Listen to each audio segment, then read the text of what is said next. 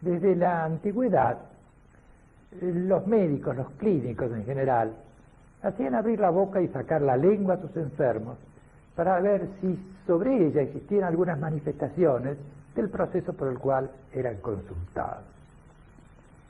Pese a ello, muy poco se sabe sobre las enfermedades de la lengua, muy poco se ha escrito. Y en realidad la lengua es un órgano muy especial, con una anatomía muy particular, con sus papilas que le dan una fisonomía que determina la aparición de las llamadas enfermedades propias de la lengua a las que nosotros vamos a referirnos. Y si es tan fundamental las papilas en las manifestaciones de las enfermedades propias de la lengua, vamos a hablar primero de ellas. ¿Cuántas clases de papila existen en la lengua? Existen las papilas piriformes, las papilas fungiformes, las papilas caliciformes, las papilas foliadas, y hay otras papilas llamadas hemisféricas o simples que solamente se ven en el microscopio. En cambio, las otras 4 se ven clínicamente. ¿Qué son las papilas filiformes? Se ven en el dorso de la lengua, blanquecinas, una cantidad cubre casi todo el dorso de la lengua, y más en los bordes y en las puntas.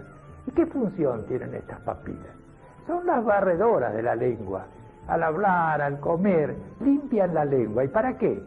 Para que las papilas gustativas, que ya no tienen, tengan entonces su función mejorada a través de esa limpieza fisiológica que realizan las papilas filiformes.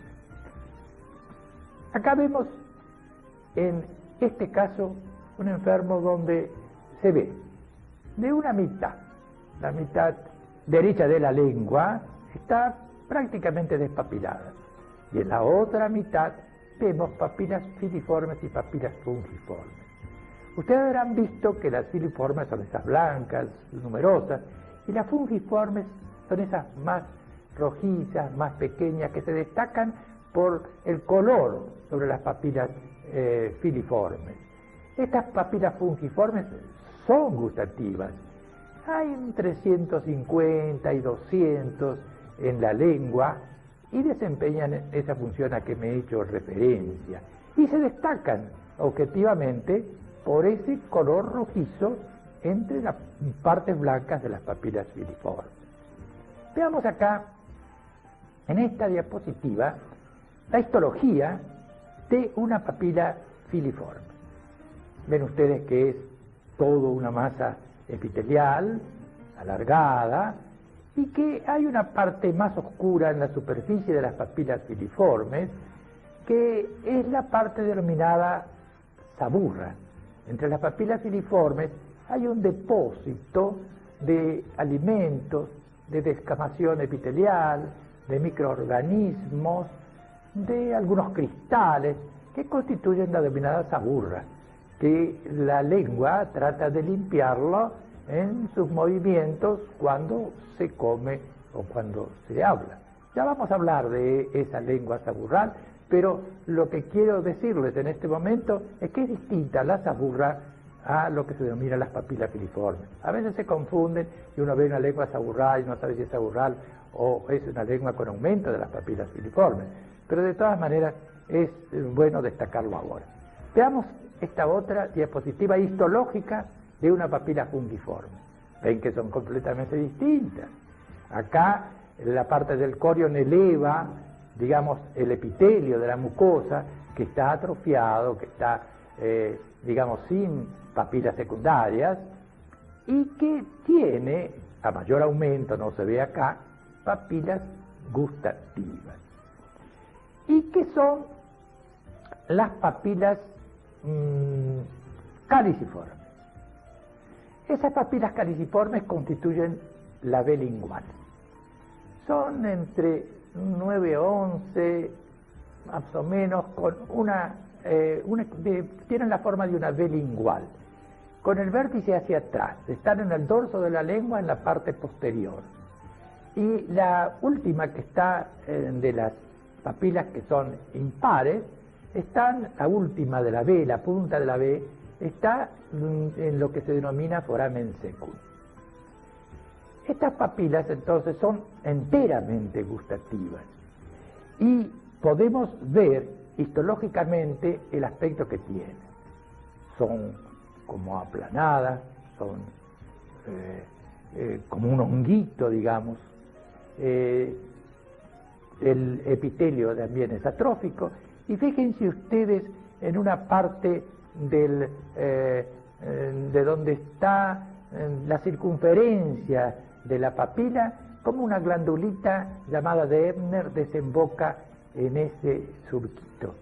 Y desemboca allí porque quiere limpiar bien a la papila para que tenga esa secreción, desempeña la función de limpiar bien la papila para que desempeñe mejor su función gustativa.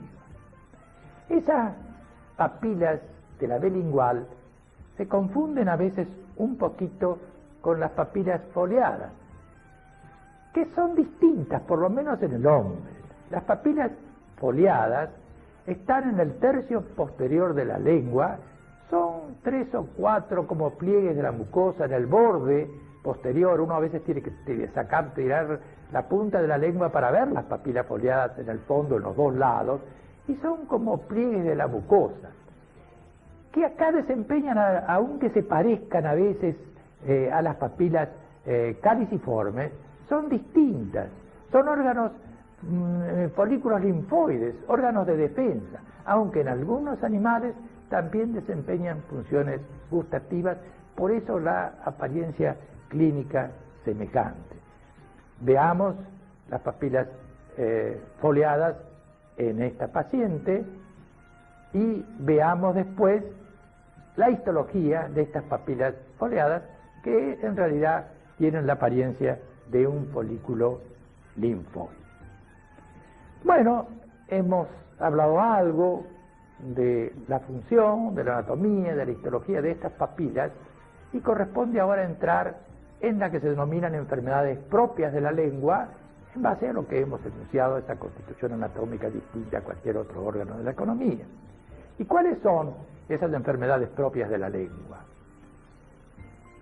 Hay muchas.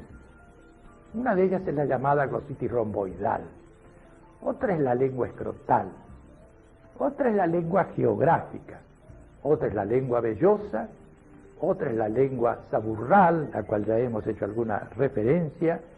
Hay unas papilas foliadas a veces hipertrofian y constituyen lo que se llama la papilitis foliada.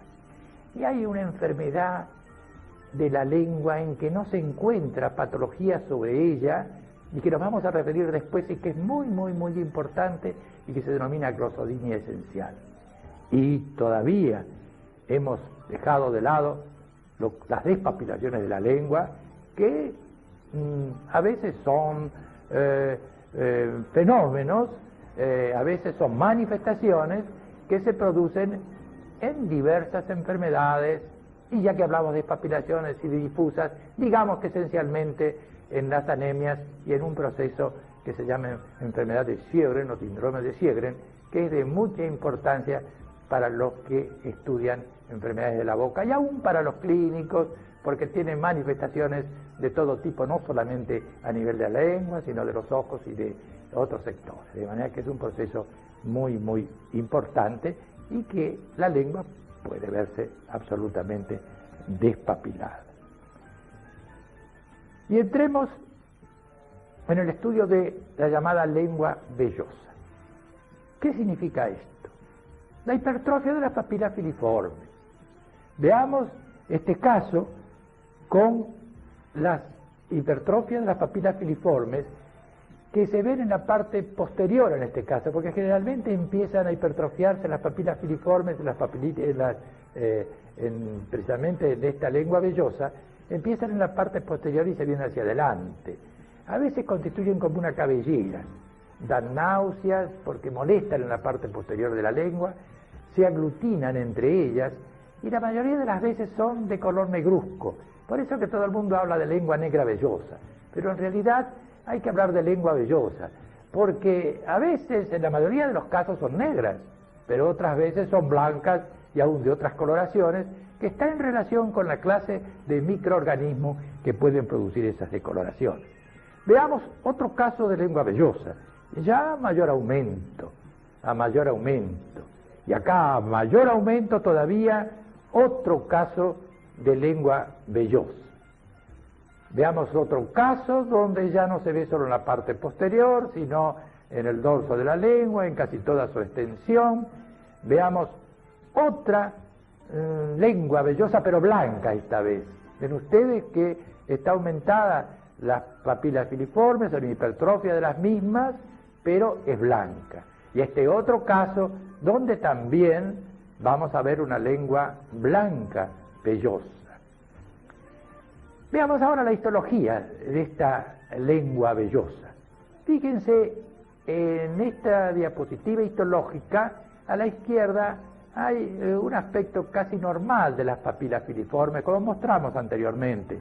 Pero fíjense en la derecha cómo hay un aumento de las papilas filiformes que constituyen lo que se denomina lengua vellosa. ¿Y cuáles son las causas de esta lengua vellosa, generalmente negra vellosa? Son tantas, son múltiples, dependen de factores locales, de factores generales, que cuando viene un enfermo con lengua vellosa, uno se desespera en encontrar la causa que puede producirlo para tratarla. Fíjense, acá hay una serie de causas que vamos primero a entrar en las locales. La gente que fuma suele tener lengua vellosa. Cuando ponen antibióticos en la boca, por ejemplo, trociscos de algún antibiótico, especialmente de penicilina, uriomicina, la lengua se ve vellosa. Cuando lo mismo cuando se ponen trociscos de corticoides por alguna causa, la lengua se ve vellosa. Dice que, interesante, la gente acostumbra a hacer muchas veces buches con alcalinos, con bicarbonato, borato de sodio, y cuando hacen esos buches muy repetidamente, que se usan bastante para tratar la candidiasis, que fíjense qué interesante que a su vez puede producir lengua vellosa, cuando se usan muchos de esos tópicos sin que exista la lengua vellosa producida por la candidiasis, sino por otras causas, puede aparecer la lengua vellosa. Y lo mismo lo que se acostumbran a hacer para limpiar su boca, buchecitos con agua oxigenada, etc. Ya dijimos que la cándida puede traer lengua vellosa. Y ahí es cuando damos borato y cura la cándida. Así que a veces el borato que trae la lengua vellosa, a veces cura la lengua vellosa cuando es producida por la cándida. Cuando hacemos radiaciones, por alguna causa, especialmente por un cáncer en la lengua, posteriormente a la radiación puede haber una lengua vellosa. Y otra cosa interesante, especialmente para los uruguayos, los que toman mucho mate suelen tener lengua vellosa. Y me refiero a los uruguayos, porque es clásico verlos en su país, con su termito en las plazas, en los colectivos, etcétera, tomando su mate. Acá somos muy materos, pero evidentemente los uruguayos no ganan. Y dentro de las causas generales de la lengua vellosa, volvemos a los antibióticos, especialmente la penicilina. Cuando se hace penicilina, se da a tomar o se hace inyectable, puede aparecer la lengua vellosa. Y lo mismo las sulfamidas, cuando se dan por vía oral, y lo mismo el corticoide, cuando se da por vía general. Y los diabéticos. Los diabéticos siempre cuando hay una lengua vellosa, uno acostumbra a ver si es por la cándida, hay que pedirle o por estos casos estas causas que hemos citado, pero uno acostumbra a pedir una glucemia porque puede ser un diabético. Y los enfermos febriles también pueden tener lengua vellosa. Bueno, ¿cómo hacemos para tratar esta lengua vellosa? Como siempre dijimos, hay que estudiar al enfermo. Si hay una etiopatogenia, y bueno, habrá que ver cuál es la causa que está provocando esta lengua vellosa, que como les digo, son tantas que a veces es imposible. Entonces, cuando es posible, tratamos la causa. Pero de todas maneras, siempre hacemos algún tratamiento que nos mejore la lengua vellosa.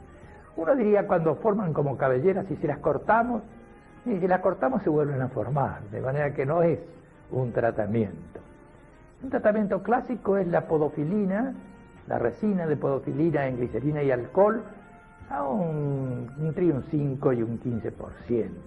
Hacer pincelaciones en la lengua y evidentemente mejora la lengua vellosa. Lo que hay que prevenir al enfermo que no vaya a tragar al podofilino, es decir, que lo coloque pero después haga un buche para que el podofilino no sea digerido. También lo mismo se puede hacer en la solución gliceroalcohólica, el ácido salicílico al 5%. Es un queratolítico y nos limpia, y lo mismo produce la urea, pero ya en proporción mayor, al 50%. Otro tratamiento que es interesante, al enfermo no les gusta porque les colorea mucho la lengua, les tiñe, a veces hasta le mancha los vestidos, es un colorante, azul de metileno, fucina. Los colorantes tratan al mismo tiempo los microorganismos y las cándidas que pueden provocar la lengua vellosa. Y al mismo tiempo, aunque no sea determinado, digamos, por microorganismos, los colorantes, el azul de metileno, el violeta de genciana, al 1%, evidentemente son útiles en algunos casos. De todas maneras, no se olviden que hay que buscar en lo posible la causa. Y si quiero citar más, puedo decir trociscos de vitamina A, cloruro de benzalconio al 1 en 3000, es decir que hay una cantidad tan grande de tratamientos de la lengua vellosa que sería imposible dar toda la lista, pero me he referido a los más importantes, primero entonces la etiopatogenia si es posible, y después dentro de los que nosotros hemos considerado, sobre todo en primer lugar. Y ahora vamos a referirnos a la lengua saburral. Ya hablamos de lo que significaba la saburra, que era el depósito de descamaciones epiteliales, de microorganismos, de cristales, que estaban en la lengua entre las papilas filiformes o sobre las papilas filiformes. Fíjense ustedes en este caso lo que es una lengua saburral, ese aspecto blanquecino que recuerda algo de la lengua blanca vellosa, pero acá hay solo saburra. Y fíjense en este otro caso, como la saburra no está solo en la lengua, sino que acá la vemos sobre la encía. Y ¿cómo sé que es saburra? Yo lo puedo limpiar con una gasa, pero ustedes me dirán, sí, pero también la cándida, el mugué se puede limpiar con una gasa. Y bueno, es cuestión de hacer un examen a ver si hay cándida o no. En este caso es saburra. Y miren, en otro lugar donde hay saburra, y donde en ese mismo caso, visto en otro diapositivo, cómo yo limpié la saburra y queda absolutamente todo normalizado. ¿Y cuáles son las causas que traen la que denominamos lengua saburral? La saburra, ¿por qué se produce? Porque no se puede descamar ese epitelio, todas esas manifestaciones de saburra, no se pueden ir porque si no se come o no se habla. Entonces hay circunstancias fisiológicas o patológicas que no se come ni se habla. Por ejemplo, cuando uno se levanta de dormir, dice, tengo la lengua seca, tiene la lengua saburral, porque ni ha comido ni ha hablado. Las emociones, por ejemplo, traen lengua saburral, secan la boca y la lengua se pone blanquecina y saburral. Y al revés, hablando mucho, llega un momento en que uno se seca la saliva y la lengua se pone saburral con cierta halitosis, que es lo mismo que sucede cuando uno se levanta, que tiene a veces mal aliento en la boca con halitosis. ¿Y en qué procesos? ¿Cuándo patológicamente se produce la saburra? En las enfermedades febriles. Cualquier enfermedad febril, lo primero que trae es una lengua saburral. Y en las serostomías. Es decir, las serostomías, una enfermedad de Sjögren, por ejemplo, que ya hemos citado, serostomías de otras causas, especialmente cuando se toman medicaciones antiansiosas, antidepresivas, que traen una serostomía y que pueden ser lengua saburral. En los que se operan y bueno, no están a dieta y no hablan poco, entonces la lengua se pone saburral. Y en el proceso donde más se observa hasta la lengua llamada del oro hay dos procesos. En la obstrucción intestinal y en la uremia. Ahí es cuando la lengua realmente es saburral y se denomina lengua del oro. ¿Y cómo tratamos la lengua saburral? Casualmente, eliminando, limpiando bien la boca, haciendo un buen aseo de la boca, se elimina la saburra, y también comiendo o hablando, haciendo buchecitos, aún con agua, la boca vuelve, digamos, a su normalidad, y desaparece la saburra si uno hace una buena limpieza y elimina las causas fisiológicas o patológicas que la han provocado. Y pasamos ahora a otro tipo de enfermedad propia de la lengua, que es la lengua escrotal. Se denomina así porque se parece un poco a la morfología, al aspecto del escroto. Son muchos surcos que se ven sobre la lengua y tiene una sinonimia, tiene, digamos, otras denominaciones, como lengua plisada, lengua plegada o montañosa, y hasta algunos llaman lengua fisurada. En realidad no está bien llamarla lengua fisurada, porque lo que vemos en la lengua escrotal son surcos. La fisura ya no es distinta de un surco. Cuando el surco pierde su epitelio, se fisura. Eso ocurre en la lengua escrotal, que además es grande y puede fisurarse y en ese momento doler, porque realmente no molesta, pero cuando se fisura duele. Pero la fisura es una complicación y no debería llamarse, digamos, no debería ser una sinonimia de lengua escrotal. Miren este caso de lengua escrotal. El surco está lleno de surcos, con un surco central y surquitos laterales. A veces los surcos son horizontales, otras veces van de arriba abajo y de adentro afuera, y a veces tienen aspecto geográfico, digamos, como en este caso que estamos mostrando. Miren la histología de esos surcos.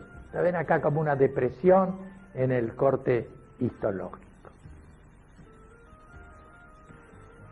¿Y cuáles son las causas que producen esta lengua escrotal? Digamos que a veces en el 1% de la población de personas sanas hay lengua escrotal, de manera que es una lesión malformativa, que aparece no asociada con otras enfermedades, pero en otras ocasiones, cuando hay lengua escrotal, hay que ver si no está asociada a otros procesos. Por ejemplo, hay un síndrome de Merkelson-Rosenthal, en donde hay una infiltración edematosa no inflamatoria de la cara, especialmente de los labios, que se llama macroqueilitis, de Michel se llama, que se asocia a veces a una parálisis facial y que tienen lengua escrotal. No todos los casos, pero un 25% de los casos del síndrome de Merkelson-Rosenthal aparece con lengua escrotal, lo que no se veía en la mayoría de las personas sanas, que era el 1%. De manera que ahí es muy importante porque forma parte de la triada del síndrome de Merkelson-Rosenthal. Hay otros procesos donde se puede asociar la lengua escrotal. En los oligofrénicos como una lesión malformativa, asociada a otras manifestaciones, síndrome de Down, etc. El mogolismo, por ejemplo. En algunas enfermedades, genodermatosis, como el xeroderma pigmentoso, ahí aparece generalmente la lengua escrotal. Y en algunos otros procesos ya de menor importancia que las que hemos citado. Entonces, tenemos primero a considerar si es una lengua escrotal que no tiene ninguna manifestación y que no se asocia a otro proceso. Que no da dolor porque no se ha fisurado. Bueno, allí no hay que hacer nada, por supuesto. Si hay fisura, sí. Allí hay que poner por lo menos un corticoide en una hora base que sea adhesiva para que la saliva no lo quite, un corticoide al 0,5% o al 1%, para que la fisurita entonces se desinflame y desaparezca. ¿Y qué importancia tiene en otros momentos, cuando no es fisiológica, en otros casos, es la asociación con esas enfermedades a que hemos hecho referencia? ¿Y qué tratamiento tiene? Ninguno prácticamente. Sacando del caso que se fisure, no podemos modificar una malformación como es la lengua escrotal. Vamos a otra enfermedad propia de la lengua, y que es la lengua geográfica. Se denomina también glositis exfoliativa y marginal, porque en la margen aparece un bordecito como exfoliándose, como van a ver ustedes en el primer caso que voy a mostrar después. Y también se llama descamación marginada y aberrante en áreas, porque es una descamación, tiene un margen, y es aberrante. ¿Qué significa aberrante? Que puede estar en un lado, de pronto pasa a otro, de pronto pasa a otro, es decir, que en horas, días, a veces en horas, aparece en un lado y se va para otro.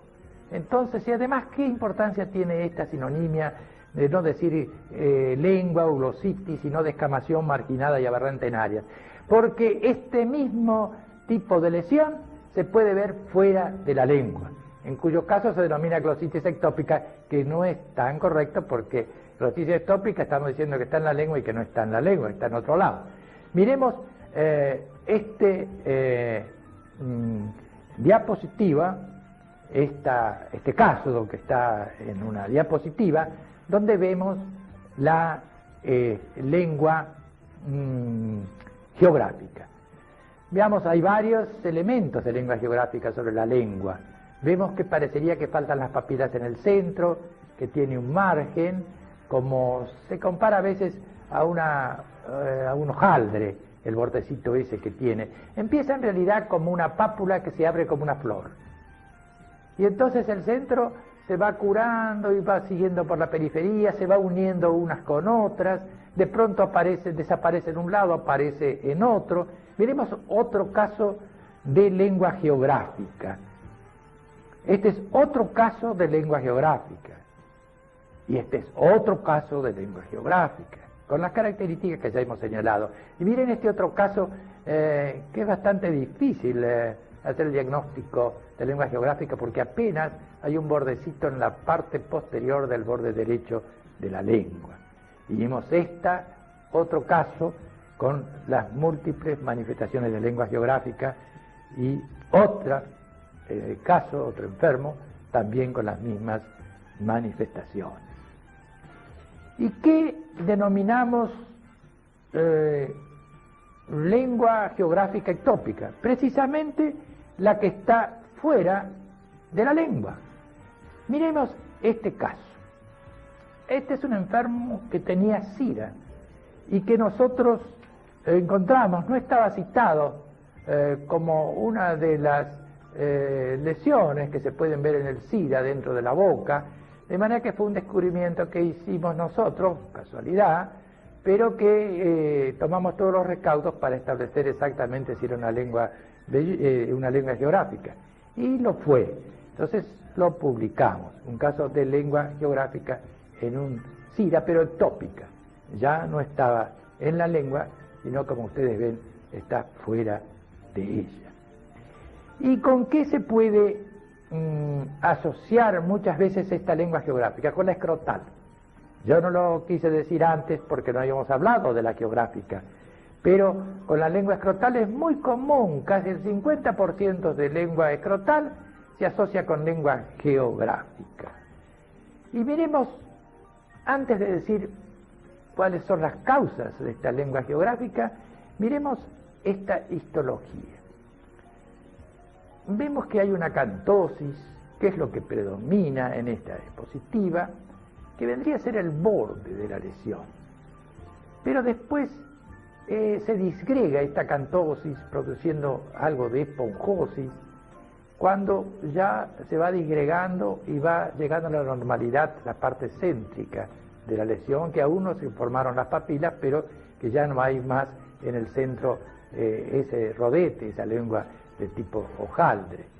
¿Y qué más vemos en la diapositiva? En las dos que mostramos hemos visto como las papilas son largas, llegan casi al límite con el epitelio de la mucosa y con algún vasito, que es lo que se ve especialmente en la psoriasis. Por eso que algunos dicen que la lengua geográfica es una manifestación de psoriasis en la boca. Tiene algunas características. Y lo interesante que van a ver ustedes ahora que hablemos de las causas, cómo la psoriasis se ve asociada a la lengua geográfica. ¿Qué es la lengua geográfica? Es una displasia, una malformación. Pudiera ser, aparece en una edad temprana, hay casos familiares, hay asociado a lengua escrotal y asociado a otras malformaciones. De manera que lo displásica, pongámoslo con un signo de interrogación, pero es posible que lo sea, malformativa o displásica.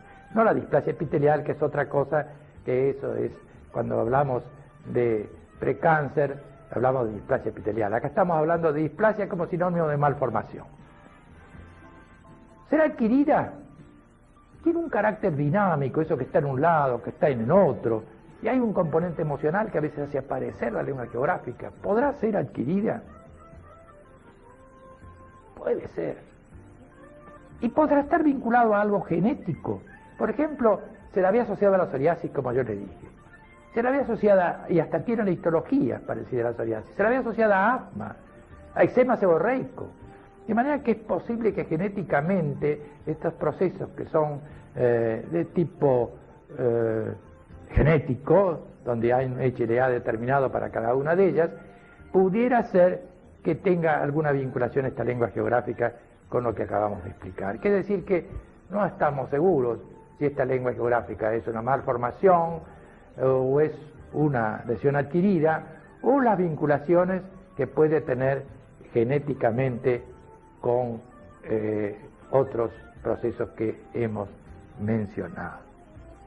¿Y cómo se trata la lengua geográfica?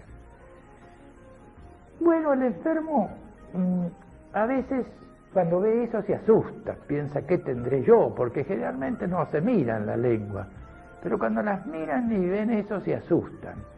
Y van al médico, y algunos médicos la conocen, otros no la conocen bien. Estomatología es una especialidad que muchas veces no se conoce como otras disciplinas, pero de todas maneras se inquietan y bueno, ¿y qué es lo que está pasando acá? ¿Qué es lo que ocurre?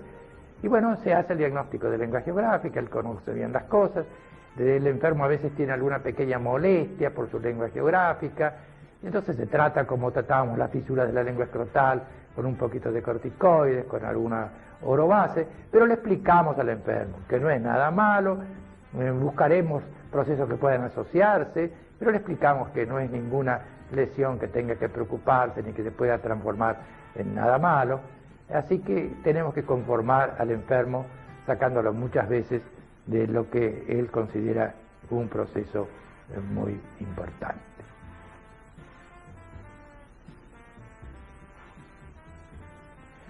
Espero no haberlos cansado con tantas enfermedades de la lengua propia, pero hay más. Hay una llamada glositis romboidal que es interesante, Fíjense ustedes que en la parte posterior de la lengua, ahí cerca de la B lingual, en el dorso, en la parte posterior, a veces se ve como una lesión que es rómbica, se llama glositis romboidal, por eso, glositis de Brock o de Brock-Potrier, porque fueron los que la describieron. Y esa lesión, cuando uno la mira, pasa algo como con la lengua geográfica, peor todavía. Se ve eso y generalmente el médico, veamos este diapositivo, generalmente el médico se asusta. Este es un caso que tiene precisamente la lengua de Potrier o la lengua romboidal. Fíjense ustedes, para el que no conoce bien estomatología, si esto no puede parecer un proceso importante y hasta un cáncer. Y es oncofóbica. Cuando se ve esta lengua romboidal, es oncofóbica a veces no solo para el enfermo, sino que el médico piensa que puede tratarse de un cáncer en ese lugar. Y bueno, yo le diría que no se transforma esta glositis romboidal en cáncer, nunca, pero que a veces puede aparecer en ese sitio un cáncer, y a veces por todos los tratamientos que se hacen sobre una lesión, que es una lesión que prácticamente se la considera malformativa, aunque vamos a ver que puede tener otras etiopatogenias. Miremos este otro caso de glositis romboidal. ¿Se dan cuenta ustedes a mayor aumento lo que puede observarse? Y miren este otro caso donde ya es poco elevada, porque a veces en lugar de ser el centro elevado así con lobulaciones, es planito. Y miren este otro caso, ya más planito y donde uno piensa que está el problema, si es una lengua escrotal o es una candidasis que está ubicada en ese sitio. Y ahí viene la confusión. Y miren este otro caso, también es lengua rómbica, es lengua romboidal o es una candidasis, porque a veces se complica con cándida y otras veces es una cándida pura y no tiene nada que ver la lengua romboidal. Y miren este otro caso. Aunque encontremos cándidas, tenemos las dudas si esto es una glositis romboidal asociada con cándida. Y miren este otro caso, parecía una candidiasis, y miren este otro caso pareciendo una candidiasis, miren este otro caso donde hasta se ve una manchita blanca en el centro que uno sugiere que es una candidiasis. Pues sugiere en principio, después habrá que demostrarlo. Muy bien, hemos mostrado las lenguas romboidales. ¿Cuál es la causa? Pasa algo semejante a la lengua geográfica. Siempre se dijo que esta glositis romboidal era por persistencia del tubérculo impar. Eso está en todos los libros clásicos. La lengua se forma por una parte central posterior y dos partes laterales. Entonces esa parte central posterior se llama tubérculo impar, y al persistir, al estar un poquito más elevado, entonces constituye lo que se denominaba clásicamente lengua glositis romboidal, porque era por persistencia del tubérculo impar. Pero, en primer lugar, me llamaba la atención a mí, cuando veía enfermos, yo mandé a uno de mis discípulos a que viera todos los hospitales de niños, recorriera la sala, a ver si encontraba glositis romboidal. No encontró. Recién aparecen después de los 15, 16 años. Entonces, una malformación que aparezca después de los 15, 16 años, puede haber, hay nevos tardíos, pero es una cosa que uno ponía en duda. Y después de trabajos que aparecieron demostrando, ya más modernos, demostrando que no tenía nada que ver el tubérculo impar con la glositis romboidal, ya hicieron olvidar aquella cosa clásica de la persistencia del tubérculo impar. ¿Vieron ustedes por cuántas candidiasis se puede confundir, digamos, con la glositis romboidal? Le he mostrado muchos casos. Entonces, hay otras veces que hay un aspecto semejante cuando hay una anemia hipocrómica llamada anemia de Chevalier, hace ahí como un rombito, de manera que pudiera ser que sea un síndrome que fuera, por un lado, una malformación tardía, que aparezca después de los 15 y 16 años. Por otro lado, que haya candidiasis que puedan confundirse con ese tipo de glositis romboidal o que puedan asociarse, es decir, que pueda una cándida estar sobre una glositis romboidal. Y hay esos casos de anemia que yo he citado. ¿Quizá constituye un síndrome? No sabemos. Pero lo del tubérculo impar lo dejamos de lado, y que sea una malformación, es posible, una malformación tardía, y que a veces pueda confundirse con una candidiasis. ¿Y qué complicaciones puede tener esta glositis romboidal? Bueno, puede haber un carcinoma, como yo les dije. quizá a veces se molestan la zona, le ponen cosas, hasta algunos han recibido tratamiento de cáusticos, y eso da motivo a la aparición de un carcinoma, porque no es una lesión que se pueda transformar, no es un precáncer. Es oncofóbica, sí, pero no un precáncer. Pero a la aparición no la hemos visto. Y miremos este enfermo donde en el lugar de la lengua romboidal, eso que se levanta, ese como una lesión, un tubérculo que se levanta, bueno, esa era una papilomatosis florida, un cáncer de baja malignidad que se había instalado en ese sitio donde se pensó que era una glositis de Potrier y sobre ella se había hecho un cáncer. En realidad es un carcinoma sobre una glositis de Potrier, pero no que la glositis de Potrier, volvemos a repetir, sea un proceso cancerizable.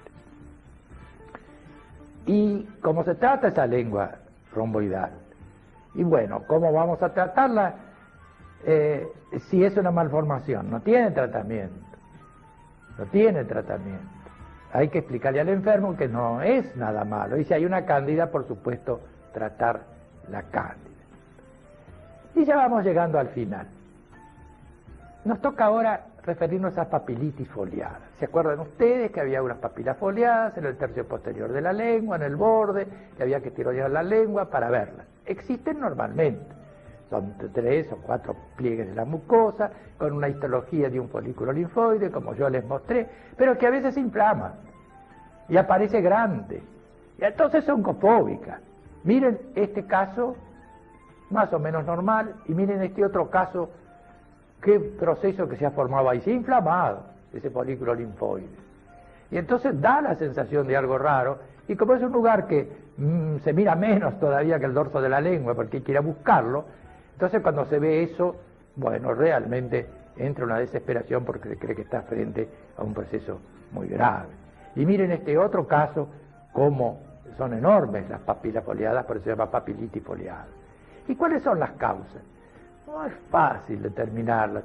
A veces son focos sépticos faciales, digamos, dentarios, sinusales, amigdalinos, y otras veces algún proceso digestivo que hace que aumenten estas papilitis foliadas. Y el enfermo también se los molesta, como la glositis romboidal. Se pone algún remedio, se toca, a veces ponen cáusticos, y cuidado de no irritar porque toda irritación en la boca puede traer un cáncer, pero si no se lo molesta, ninguna papilitis foliada va a traer de por sí un cáncer. Y veamos despapilaciones linguales. Yo hablé al principio, miren esta gran despapilación de la lengua. Bueno, ¿y cuándo observamos estas despapilaciones de este tipo, así de casi toda la lengua, no en focos, sino así general? Les dije antes, la enfermedad de Sjögren, el enfermo abre la boca y se la ve despapilada, a veces de un color violáceo, de un color rojizo, pero despapilada. ¿Y dónde más, además del Sjögren? En las anemias. Entonces, cuando uno ve una lengua totalmente despapilada, piensen si no es un Sjögren o si no es una anemia. Hay otros procesos menos importantes, pero esos son los dos que tienen que fijar la atención cuando ven lengua despapilada. Y aunque no sea una enfermedad propia de la lengua, les voy a mostrar una úlcera traumática de la lengua acá en este enfermo. Cuidado, porque esa es la lesión precancerosa o cancerizable más corriente actualmente en los cánceres de la lengua. No es una enfermedad propia, es producida por traumatismos dentarios o protéticos, pero debo mostrarlo al cuadro de lengua porque es la forma de hacer profilaxis del cáncer de la lengua. Y ya falta muy poquito, pero hay un proceso que yo tengo que hablarles, y que es la glosodinia esencial, que al principio algo dije al respecto. ¿En dónde se ve la glosodinia esencial? Se ve en mujeres. Se ve en mujeres después de los 60 años. Vienen con dolores, sensación de quemazón en la lengua, ardor, veces más en los bordes y en la punta de la lengua. Los dolores se acentúan, a la mañana se levantan bastante bien, y al correr del día, mediodía, ya a la noche, ya no toleran los dolores. Movilicen a todos los familiares, porque han recorrido toda clase de especialistas, van primero al clínico, después al otorrino, después van al dermatólogo, al estomatólogo, y no se encuentra ninguna causa que justifique todas esas molestias. Casi muchas tienen prótesis y achacan que eso empezó desde que se colocaron su prótesis, es decir, que le echan la culpa al dentista. Y no encontramos ninguna causa, pero sí, estas enfermas tienen depresión y ansiedad. No hay nada en la lengua, no encontramos nada. A veces yo digo, mire esto acá que tengo cortado, y le llamamos fisuras imaginarias. No tiene nada, es normal esa lengua. Buscamos toda la parte general, porque un diabético o alguien que tenga una neuralgia puede doler la lengua. A veces son estomatodinia, no solamente duele la lengua, sino duele de otras partes de la boca. En el labio, por ejemplo, manifiestan en la lengua y a veces en la mucosa del labio. ¿Y qué pasa? ¿Qué sucede con estas enfermas? Sufren y tienen a toda la familia a su disposición, pero tienen su ansiedad y su depresión. Y eso es lo que hay que tratar. Nada en la boca, nada general, pero sí algo hay. No es tan esencial, porque hay algo psíquico. Es esencial si consideramos que lo psíquico es esencial. Bueno, son casos de todos los días. Yo veo todos los días clozodinia esencial que realmente no conmueven solamente al enfermo, sino a la familia. Hay casos y leyendas, o cuentos, mejor dicho, donde es una tragedia familiar la que tiene esta clozodinia esencial. Y la mayoría son italianas del sur o judías, más matriarcales seguramente. Y cuando los hijos se van, cuando se casan, se quedan solitas, allí empiezan sus fenómenos de angustia y depresión. Y hay que tratarlas combinando medicamentos donde se pueda tratar la depresión y donde se pueda tratar la angustia. Si uno equilibra bien esos medicamentos en cada uno de los enfermos, vienen y por lo menos no ocurre como antes, que no le dábamos tanto valor a esa parte psíquica, estoy peor cuando dábamos algún tratamiento. Ahora vienen y dicen, estoy mejor, que es lo que uno por lo menos esperaba. Le voy a mostrar este último caso. Trata de un enorme linfangioma de la lengua. En estas dos diapositivas de este enfermo puede verse esta monstruosidad. Sin embargo, con resecciones quirúrgicas, hechas en varios tiempos, es posible lograr que esta lengua adquiera cierta normalidad y la enferma pueda hablar y comer como cualquiera de nosotros. Y ahora, finalmente, están viendo ustedes la cara del sabio Einstein, pero sacándoles la lengua, para los que no creían en su teoría de la relatividad. Muchas gracias.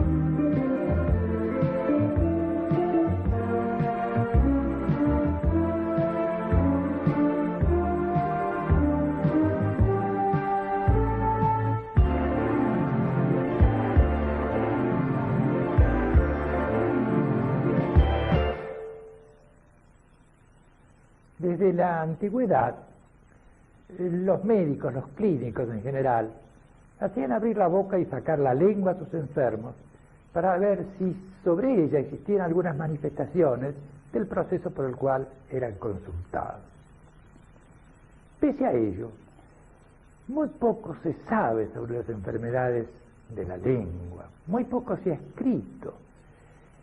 Y en realidad la lengua es un órgano muy especial, con una anatomía muy particular, con sus papilas que le dan una fisonomía que determina la aparición de las llamadas enfermedades propias de la lengua a las que nosotros vamos a referirnos. Y si es tan fundamental las papilas en las manifestaciones de las enfermedades propias de la lengua, vamos a hablar primero de ellas. ¿Cuántas clases de papilas existen en la lengua? Existen las papilas piriformes, las papilas fungiformes, las papilas caliciformes, las papilas foliadas, y hay otras papilas llamadas hemisféricas o simples que solamente se ven en el microscopio. En cambio, las otras 4 se ven clínicamente. ¿Qué son las papilas filiformes? Se ven en el dorso de la lengua, blanquecinas, una cantidad cubre casi todo el dorso de la lengua, y más en los bordes y en las puntas. ¿Y qué función tienen estas papilas? Son las barredoras de la lengua. Al hablar, al comer, limpian la lengua. ¿Y para qué? Para que las papilas gustativas, que ya no tienen, tengan entonces su función mejorada a través de esa limpieza fisiológica que realizan las papilas filiformes. Acá vemos en este caso un enfermo donde se ve de una mitad, la mitad derecha de la lengua está prácticamente despapilada, y en la otra mitad vemos papilas filiformes y papilas fungiformes. Ustedes habrán visto que las filiformes son esas blancas, numerosas, y las fungiformes son esas más rojizas, más pequeñas, que se destacan por el color sobre las papilas filiformes. Estas papilas fungiformes son gustativas. Hay entre 150 y 200 en la lengua y desempeñan esa función a que me he hecho referencia. Y se destacan objetivamente por ese color rojizo entre las partes blancas de las papilas filiformes. Veamos acá, en esta diapositiva, la histología de una papila filiforme. Ven ustedes que es todo una masa epitelial, alargada, y que hay una parte más oscura en la superficie de las papilas filiformes, que es la parte denominada saburra. Entre las papilas filiformes hay un depósito de alimentos, de descamación epitelial, de microorganismos, de algunos cristales que constituyen la denominada saburra, que la lengua trata de limpiarlo en sus movimientos cuando se come o cuando se habla. Ya vamos a hablar de esa lengua saburral, pero lo que quiero decirles en este momento es que es distinta la saburra a lo que se denomina las papilas filiformes. A veces se confunden y uno ve una lengua saburral y no sabe si es saburral o es una lengua con aumento de las papilas filiformes, pero de todas maneras es bueno destacarlo ahora. Veamos esta otra diapositiva histológica de una papila fungiforme. Ven que son completamente distintas. Acá la parte del corion eleva, digamos, el epitelio de la mucosa, que está atrofiado, que está, digamos, sin papilas secundarias, y que tiene, a mayor aumento, no se ve acá, papilas gustativas. ¿Y qué son las papilas caliciformes? Esas papilas caliciformes constituyen la V lingual. Son entre 9 o 11, más o menos, con tienen la forma de una V lingual, con el vértice hacia atrás. Están en el dorso de la lengua, en la parte posterior. Y la última que está de las papilas que son impares, están, la última de la V, la punta de la V, está en lo que se denomina foramen secum. Estas papilas entonces son enteramente gustativas y podemos ver histológicamente el aspecto que tienen. Son como aplanadas, son como un honguito, digamos. El epitelio también es atrófico, y fíjense ustedes en una parte de donde está la circunferencia de la papila, como una glandulita llamada de Ebner desemboca en ese surquito. Y desemboca allí porque quiere limpiar bien a la papila para que tenga esa secreción, desempeña la función de limpiar bien la papila para que desempeñe mejor su función gustativa. Esas papilas de la B lingual se confunden a veces un poquito con las papilas foliadas, que son distintas, por lo menos en el hombre.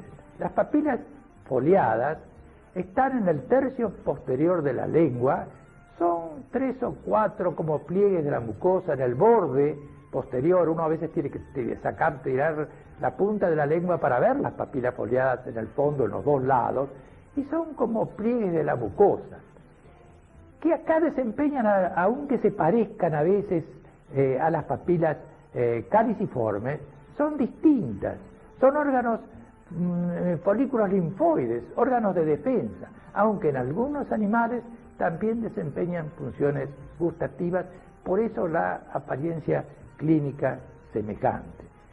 Veamos las papilas foliadas en esta paciente y veamos después la histología de estas papilas foliadas, que en realidad tienen la apariencia de un folículo linfoide. Bueno, hemos hablado algo de la función, de la anatomía, de la histología de estas papilas, y corresponde ahora entrar en la que se denominan enfermedades propias de la lengua, en base a lo que hemos enunciado, esta constitución anatómica distinta. Bueno, el enfermo a veces cuando ve eso se asusta, piensa ¿qué tendré yo? Porque generalmente no se miran la lengua, pero cuando las miran y ven eso se asustan. Y van al médico, y algunos médicos las conocen, otros no la conocen bien. Estomatología es una especialidad que muchas veces no se conoce como otras disciplinas, pero de todas maneras se inquietan y bueno, ¿y qué es lo que está pasando acá? ¿Qué es lo que ocurre? Y bueno, se hace el diagnóstico de lengua geográfica, él conoce bien las cosas, el enfermo a veces tiene alguna pequeña molestia por su lengua geográfica, y entonces se trata como tratábamos la fisura de la lengua escrotal, con un poquito de corticoides, con alguna orobase, pero le explicamos al enfermo que no es nada malo, buscaremos procesos que puedan asociarse, pero le explicamos que no es ninguna lesión que tenga que preocuparse ni que se pueda transformar en nada malo. Así que tenemos que conformar al enfermo sacándolo muchas veces de lo que él considera un proceso muy importante.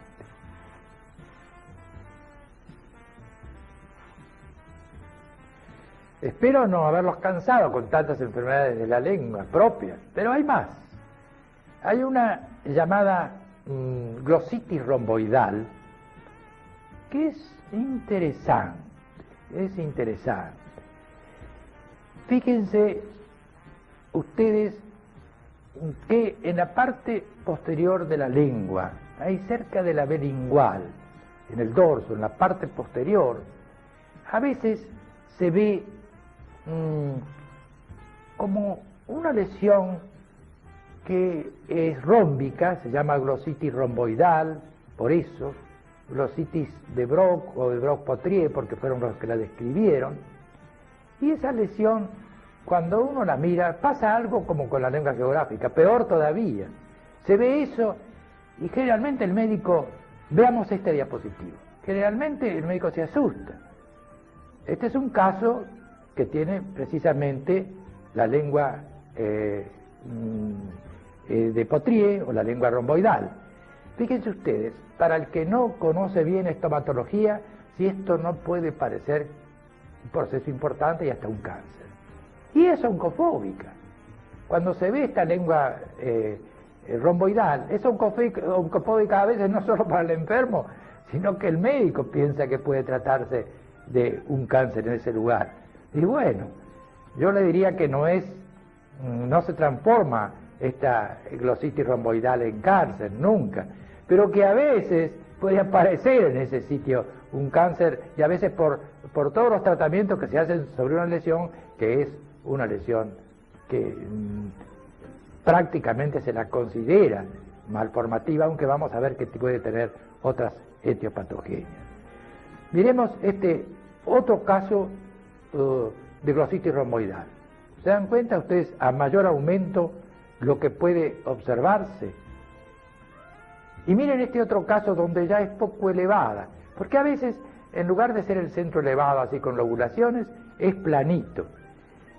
Y miren este otro caso, ya más planito y donde uno piensa que está el problema, si es una lengua escrotal o es una candidasis que está ubicada en ese sitio. Y ahí viene la confusión.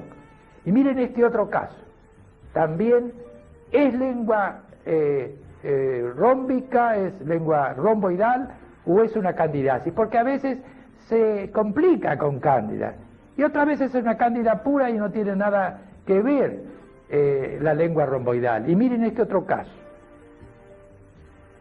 Aunque encontremos cándidas, tenemos las dudas si esto es una glositis romboidal asociada con cándida.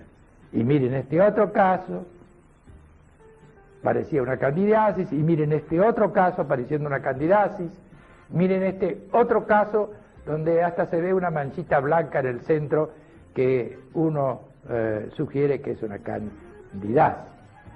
Pues sugiere en principio, después habrá que demostrarlo. Muy bien, hemos mostrado las lenguas romboidales. ¿Cuál es la causa? Pasa algo semejante a la lengua geográfica. Siempre se dijo que esta glositis romboidal era por persistencia del tubérculo impar. Eso está en todos los libros clásicos.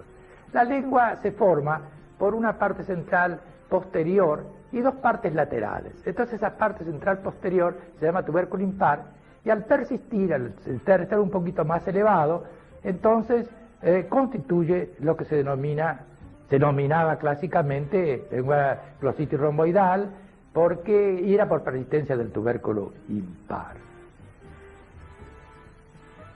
Pero, en primer lugar, me llamaba la atención a mí, cuando veía enfermos, yo mandé a uno de mis discípulos a que viera todos los hospitales de niños, recorriera la sala, a ver si encontraba glositis romboidal. No encontró. Recién aparecen después de los 15, 16 años. Entonces, una malformación que aparezca después de los 15, 16 años, puede haber. Hay nevos tardíos, pero es una cosa que uno ponía en duda. Y después de trabajos que aparecieron demostrando ya más modernos, demostrando que no tenía nada que ver el tubérculo impar con la glositis romboidal, ya hicieron olvidar aquella cosa clásica de la persistencia del tubérculo impar.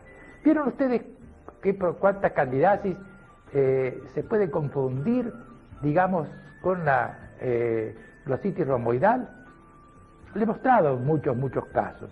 Entonces, hay otras veces que hay un aspecto semejante cuando hay una anemia hipocrómica llamada anemia de Chevalier, hace ahí como un rombito, de manera que pudiera ser que sea un síndrome que fuera, por un lado, una malformación tardía, que aparezca después de los 15 y 16 años. Por otro lado, que haya candidasis que puedan confundirse con ese tipo de glositis romboidal o que puedan asociarse, es decir, que pueda una cándida estar sobre una glositis romboidal. Y hay esos casos de anemia que yo he citado. ¿Quizá constituye un síndrome? No sabemos. Pero lo del tubérculo impar lo dejamos de lado, y que sea una malformación, es posible, una malformación tardía, y que a veces pueda confundirse con una candidasis. ¿Y qué complicaciones puede tener esta glositis romboidal? Bueno, puede haber un carcinoma, como yo les dije. Quizá a veces se molesta en la zona, le ponen cosas, hasta algunos han recibido tratamiento de cáusticos, y eso dé motivo a la aparición de un carcinoma, porque no es una lesión que se pueda transformar, no es un precáncer. Es oncofóbica, sí, pero no un precáncer. Pero a la aparición no la hemos visto. Y miremos este enfermo donde en el lugar de la lengua romboidal, eso que se levanta, ese como una lesión, un tubérculo que se levanta, bueno, esa era una papilomatosis florida, un cáncer de baja malignidad que se había instalado en ese sitio donde se pensó que era una glositis de Potrier y sobre ella se había hecho un cáncer. En realidad es un carcinoma sobre una glositis de Potrier, pero no que la glositis de Potrier, volvemos a repetir, sea un proceso cancerizable. Y como se trata esa lengua romboidal, y bueno, ¿cómo va? Metileno, fucina, los colorantes tratan al mismo tiempo los microorganismos y las cándidas que pueden provocar la lengua vellosa. Y al mismo tiempo, aunque no sea determinado, digamos, por microorganismos, los colorantes, el azul de metileno, el violeta de genciana, al 1%, evidentemente son útiles en algunos casos. De todas maneras, no se olviden que hay que buscar en lo posible la causa. Y si quiero citar más, puedo decir trociscos de vitamina A, cloruro de benzalconio al 1 en 3000, es decir que hay una cantidad tan grande de tratamientos de la lengua vellosa que sería imposible dar toda la lista, pero me he referido a los más importantes, primero entonces la etiopatogenia si es posible, y después dentro de los que nosotros hemos considerado, sobre todo en primer lugar. Y ahora vamos a referirnos a la lengua saburral. Ya hablamos de lo que significaba la saburra, que era el depósito de descamaciones epiteliales, de microorganismos, de cristales, que estaban en la lengua entre las papilas filiformes o sobre las papilas filiformes. Fíjense ustedes en este caso lo que es una lengua saburral, ese aspecto blanquecino que recuerda algo de la lengua blanca vellosa, pero acá hay solo saburra. Y fíjense en este otro caso, como la saburra no está solo en la lengua, sino que acá la vemos sobre la encía. ¿Y cómo sé que es saburra? Yo lo puedo limpiar con una gasa, pero ustedes me dirán, sí, pero también la cándida, el mugué se puede limpiar con una gasa. Y bueno, es cuestión de hacer un examen a ver si hay cándida o no. En este caso es saburra. Y miren, en otro lugar donde hay saburra, y donde en ese mismo caso, visto en otro diapositivo, cómo yo limpié la saburra y queda absolutamente todo normalizado. ¿Y cuáles son las causas que traen la que denominamos lengua saburral? La saburra, ¿por qué se produce? Porque no se puede descamar ese epitelio, todas esas manifestaciones de saburra, no se pueden ir porque si no se come o no se habla. Entonces hay circunstancias fisiológicas o patológicas que no se come ni se habla. Por ejemplo, cuando uno se levanta de dormir, dice, tengo la lengua seca, tiene la lengua saburral, porque ni ha comido ni ha hablado. Las emociones, por ejemplo, traen lengua saburral, secan la boca y la lengua se pone blanquecina y saburrante. Y al revés, hablando mucho, llega un momento en que uno se seca la saliva y la lengua se pone saburral con cierta halitosis, que es lo mismo que sucede cuando uno se levanta, que tiene a veces mal aliento en la boca con halitosis. ¿Y en qué procesos? Cuando patológicamente se produce la saburra. En las enfermedades febriles. Cualquier enfermedad febril, lo primero que trae es una lengua saburral. Y en las serostomías. Es decir, las serostomías, una enfermedad de Sjögren, por ejemplo, que ya hemos citado, serostomías de otras causas, especialmente cuando se toman medicaciones antiansiosas, antidepresivas, que traen una serostomía y que pueden ser lengua saburral. En los que se operan y bueno, no están a dieta y no hablan poco, entonces la lengua se pone saburral. Y en el proceso donde más se observa hasta la lengua llamada del oro hay dos procesos, en la obstrucción intestinal y en la uremia.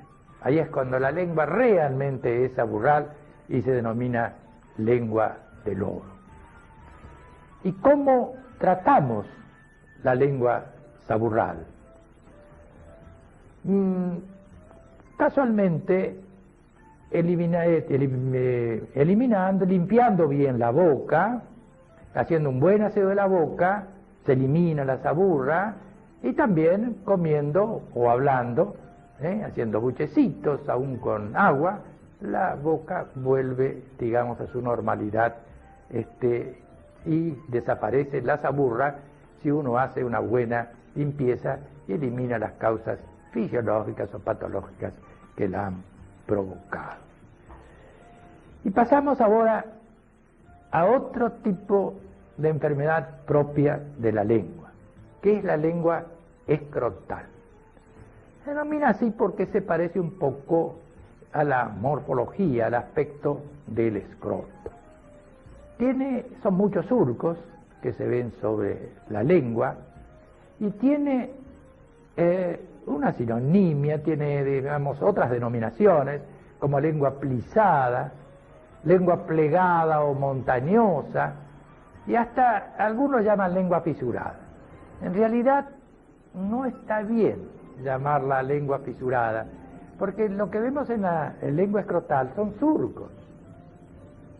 La fisura ya no es distinta de un surco.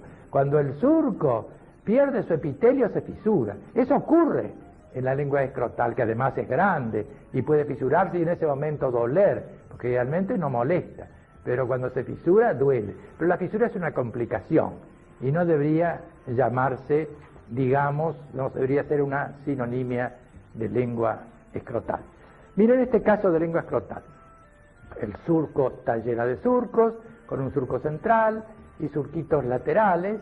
A veces los surcos son horizontales, otras veces van de arriba abajo y de adentro afuera, y a veces tienen aspecto geográfico, digamos, como en este caso que estamos mostrando. Miren la histología de esos surcos. ¿La ven acá como una depresión en el corte histológico?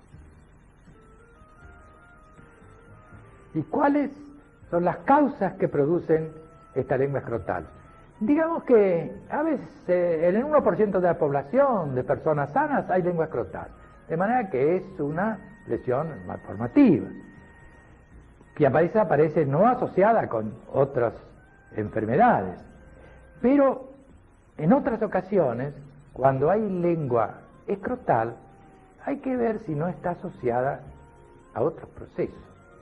Por ejemplo, hay un síndrome de Merkel-Rosenthal, en donde hay una infiltración edematosa no inflamatoria de la cara, especialmente de los labios, que se llama macroqueilitis, de Michel se llama, que se asocia a veces a una parálisis facial y que tienen lengua escrotal. No todos los casos, pero un 25% de los casos del síndrome de Merkel-Rosenthal aparece con lengua escrotal, lo que no se veía en la mayoría de las personas sanas, que era el 1%. De manera que ahí es muy importante porque forma parte de la triada del síndrome de Merkel-Rosenthal. Hay otros procesos donde se puede asociar la lengua escrotal.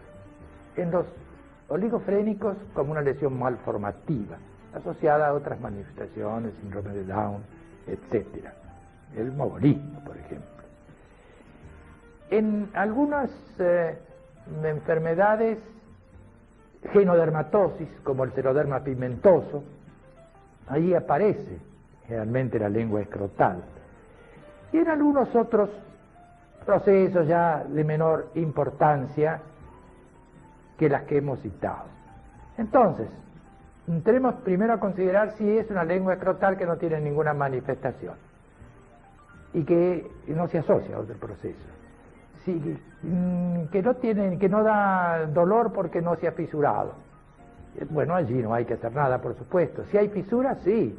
Allí hay que poner por lo menos un corticoide en una hora base que sea adhesiva para que la saliva no lo quite, un corticoide al 0,5% o al 1% para que la fisurita entonces se desinflame y desaparezca.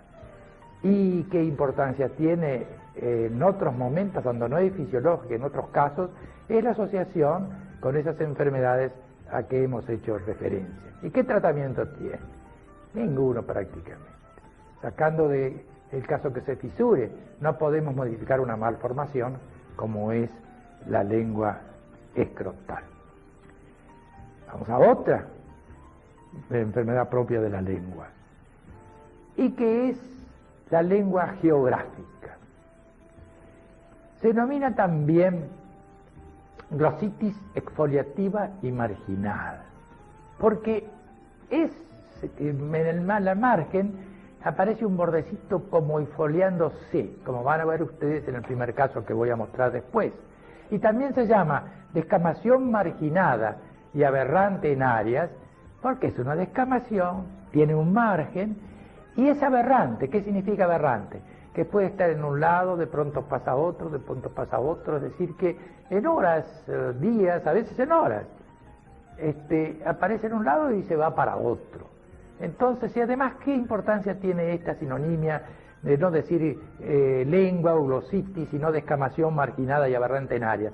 Porque este mismo tipo de lesión se puede ver fuera de la lengua, en cuyo caso se denomina glositis ectópica, que no es tan correcto porque glositis ectópica estamos diciendo que está en la lengua y que no está en la lengua, está en otro lado. Miremos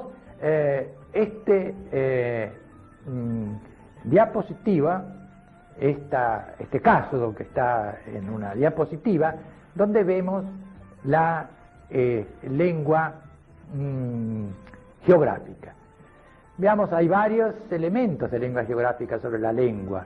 Vemos que parecería que faltan las papilas en el centro, que tiene un margen, como se compara a veces a un hojaldre, el bordecito ese que tiene. Empieza en realidad como una pápula que se abre como una flor. Y entonces el centro se va curando y va siguiendo por la periferia, se va uniendo unas con otras, de pronto desaparece en un lado, aparece en otro. Miremos otro caso de lengua geográfica. Este es otro caso de lengua geográfica. Y este es otro caso de lengua geográfica, con las características que ya hemos señalado. Y miren este otro caso, que es bastante difícil hacer el diagnóstico de lengua geográfica, porque apenas hay un bordecito en la parte posterior del borde derecho de la lengua. Y vimos otro caso con las múltiples manifestaciones de lengua geográfica, y otro enfermo, también con las mismas manifestaciones. ¿Y qué denominamos lengua geográfica ectópica? Precisamente la que está fuera de la lengua. Miremos este caso. Este es un enfermo que tenía sida y que nosotros encontramos, no estaba citado como una de las lesiones que se pueden ver en el SIDA dentro de la boca, de manera que fue un descubrimiento que hicimos nosotros, casualidad, pero que tomamos todos los recaudos para establecer exactamente si era una lengua geográfica, y lo fue. Entonces lo publicamos, un caso de lengua geográfica en un SIDA, pero ectópica, ya no estaba en la lengua, sino, como ustedes ven, está fuera de ella. ¿Y con qué se puede asociar muchas veces esta lengua geográfica? Con la escrotal. Yo no lo quise decir antes porque no habíamos hablado de la geográfica, pero con la lengua escrotal es muy común, casi el 50% de lengua escrotal se asocia con lengua geográfica. Y miremos, antes de decir cuáles son las causas de esta lengua geográfica, miremos esta histología. Vemos que hay una cantosis, que es lo que predomina en esta diapositiva, que vendría a ser el borde de la lesión. Pero después se disgrega esta cantosis, produciendo algo de esponjosis, cuando ya se va disgregando y va llegando a la normalidad la parte céntrica de la lesión, que aún no se formaron las papilas, pero que ya no hay más en el centro ese rodete, esa lengua de tipo hojaldre. ¿Y qué más vemos en la diapositiva? En las dos que mostramos hemos visto como las papilas son largas, llegan casi al límite con el epitelio de la mucosa y con algún vasito, que es lo que se ve especialmente en la psoriasis. Por eso que algunos dicen que la lengua geográfica es una manifestación de psoriasis en la boca. Tiene algunas características. Y lo interesante que van a ver ustedes ahora que hablemos de las causas, cómo la psoriasis se ve asociada a la lengua geográfica. ¿Qué es la lengua geográfica? Es una displasia, una malformación. Pudiera ser, aparece en una edad temprana, hay casos familiares, hay asociado a lengua escrotal y asociado a otras malformaciones. De manera que lo displásica, pongámoslo con un signo de interrogación, pero es posible que lo sea, malformativa o displásica. No la displasia epitelial, que es otra cosa, que eso es, cuando hablamos de precáncer, hablamos de displasia epitelial. Acá estamos hablando de displasia como sinónimo de malformación. ¿Será adquirida? Tiene un carácter dinámico, eso que está en un lado, que está en el otro, y hay un componente emocional que a veces hace aparecer la lengua geográfica. ¿Podrá ser adquirida? Puede ser. Y podrá estar vinculado a algo genético. Por ejemplo, se la había asociado a la psoriasis, como yo le dije. Se la había asociada, y hasta tiene una histología parecida a la psoriasis, se la había asociada a asma, a eczema seborreico. De manera que es posible que genéticamente estos procesos que son de tipo genético, donde hay un HLA determinado para cada una de ellas, pudiera ser que tenga alguna vinculación esta lengua geográfica con lo que acabamos de explicar. Quiere decir que no estamos seguros si esta lengua geográfica es una malformación o es una lesión adquirida, o las vinculaciones que puede tener genéticamente con otros procesos que hemos mencionado. ¿Y cómo se trata la lengua geográfica? Ya cualquier otro órgano de la economía. ¿Y cuáles son esas enfermedades propias de la lengua? Hay muchas. Una de ellas es la llamada glositis romboidal. Otra es la lengua escrotal. Otra es la lengua geográfica.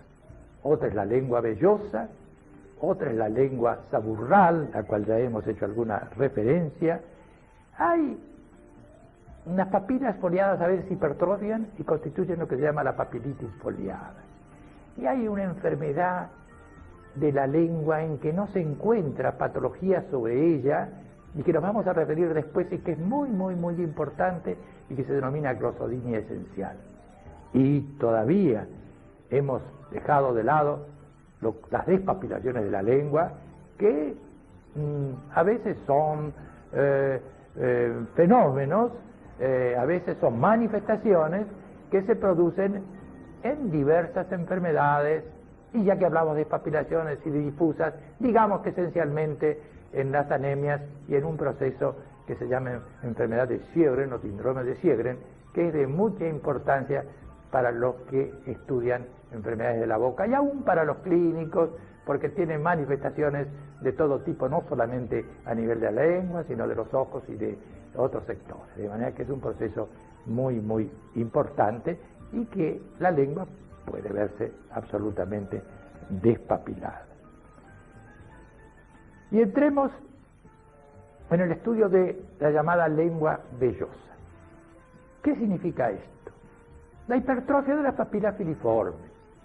Veamos este caso con las hipertrofias de las papilas filiformes que se ven en la parte posterior en este caso, porque generalmente empiezan a hipertrofiarse las papilas filiformes, precisamente en esta lengua vellosa, empiezan en la parte posterior y se vienen hacia adelante. A veces constituyen como una cabellera, dan náuseas porque molestan en la parte posterior de la lengua, se aglutinan entre ellas y la mayoría de las veces son de color negruzco. Por eso que todo el mundo habla de lengua negra vellosa, pero en realidad hay que hablar de lengua vellosa, porque a veces, en la mayoría de los casos, son negras, pero otras veces son blancas y aún de otras coloraciones, que está en relación con la clase de microorganismos que pueden producir esas decoloraciones. Veamos otro caso de lengua vellosa, ya a mayor aumento, y acá a mayor aumento todavía otro caso de lengua vellosa. Veamos otro caso donde ya no se ve solo en la parte posterior, sino en el dorso de la lengua, en casi toda su extensión. Veamos otra lengua vellosa, pero blanca esta vez. Ven ustedes que está aumentada las papilas filiformes, la hipertrofia de las mismas, pero es blanca. Y este otro caso donde también vamos a ver una lengua blanca vellosa. Veamos ahora la histología de esta lengua vellosa. Fíjense, en esta diapositiva histológica, a la izquierda hay un aspecto casi normal de las papilas filiformes, como mostramos anteriormente. Pero fíjense en la derecha cómo hay un aumento de las papilas filiformes que constituyen lo que se denomina lengua vellosa. ¿Y cuáles son las causas de esta lengua vellosa, generalmente negra vellosa? Son tantas, son múltiples, dependen de factores locales, de factores generales, que cuando viene un enfermo con lengua vellosa, uno se desespera en encontrar la causa que puede producirlo para tratarla. Fíjense, acá hay una serie de causas que vamos primero a entrar en las locales. La gente que fuma suele tener lengua vellosa.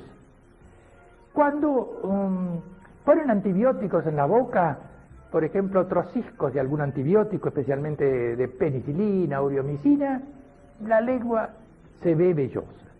Cuando se ponen trociscos de corticoides por alguna causa, la lengua se ve vellosa.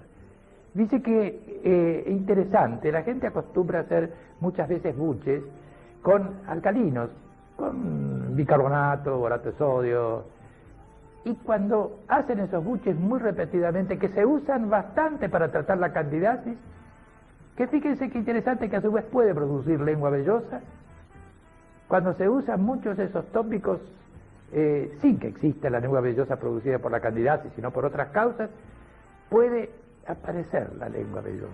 Y lo mismo lo que se acostumbran a hacer para limpiar su boca, buchecitos con agua oxigenada, etc.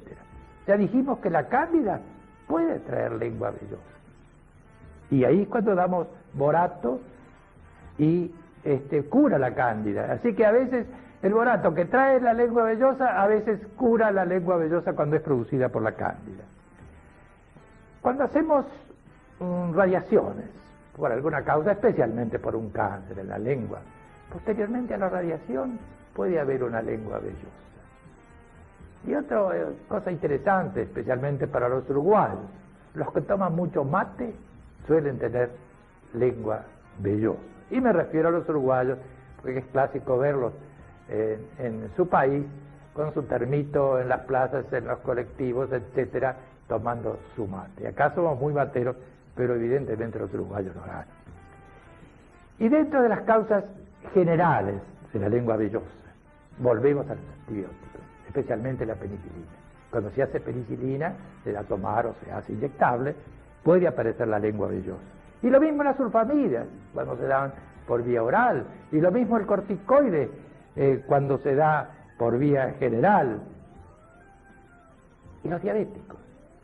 Los diabéticos siempre cuando hay una lengua vellosa, uno acostumbra a ver si no es por la cándida, hay que pedirle o por estos casos estas causas que hemos citado, pero uno acostumbra a pedir una glucemia porque puede ser un diabético.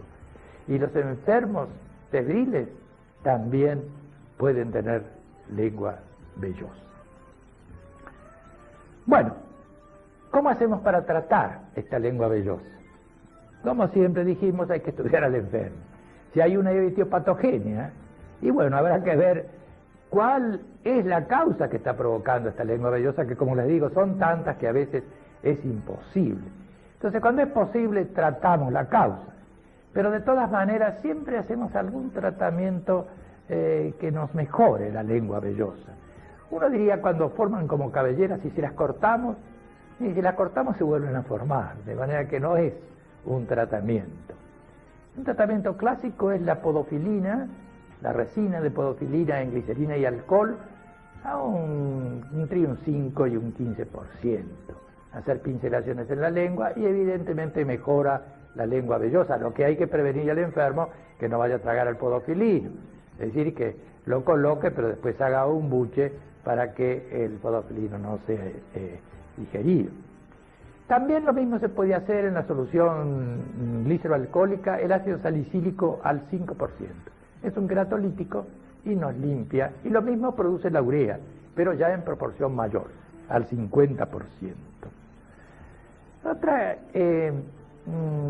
tratamiento que es interesante, al enfermo no les gusta porque les colorea mucho la lengua, les tiñe, a veces hasta le mancha los vestidos, es un colorante, azul de